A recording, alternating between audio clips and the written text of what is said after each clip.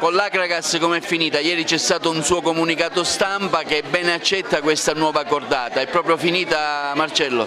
Sì, no, da parte mia è finita, già a settembre ho fatto il mio comunicato di addio, quindi ho finito. La mia esperienza da Agrigento è stata una bellissima esperienza, probabilmente avremmo potuto dare di più, però il fatto che io vivo all'estero ed era diventato ingestibile la situazione Agragas ad Agrigento. Per quanto riguarda questi signori che sono arrivati adesso, io non li ho conosciuti, non li conosco, però ho letto del presidente Costantin che è una persona che potrebbe portare veramente l'Agragas avanti, quindi i preposti a portare avanti le trattative da parte mia sono sempre Caponnetto e Silvio Alessi, hanno pieno mandato, hanno una delega scritta da parte mia a cedere le quote per il bene e il meglio dell'Agragas.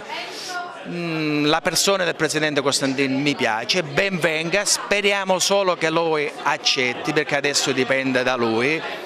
L'Agragas, la società gli ha dato la mano e adesso sta a lui accettarla e quindi togliere l'Agragas dall'impasse in cui è caduta. Per ora la città, i tifosi soffrono di questa lontananza della squadra che purtroppo non può giocare all'Esseneto per via della mancanza dell'impianto di illuminazione e devono giocare a Siracusa, un grave handicap.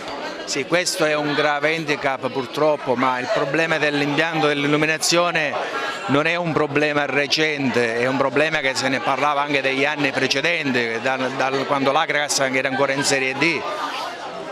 Purtroppo è un problema che adesso è venuto alla ribalta quando è diventato problema, ma sono convinto e fiducioso che tutto si risolverà. Secondo lei la trattativa si chiuderà brevemente o ci saranno tempi lunghi, Marcello?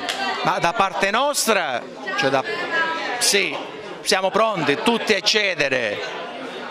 Dipende ora dagli acquirenti, dai nuovi che vorrebbero entrare, potrebbero entrare, quindi ormai dipende da loro. Da parte nostra velocità massima, quindi se questa nuova cordata manifesta intenzione, io credo che subito nel giro di una settimana si concretizzi tutto.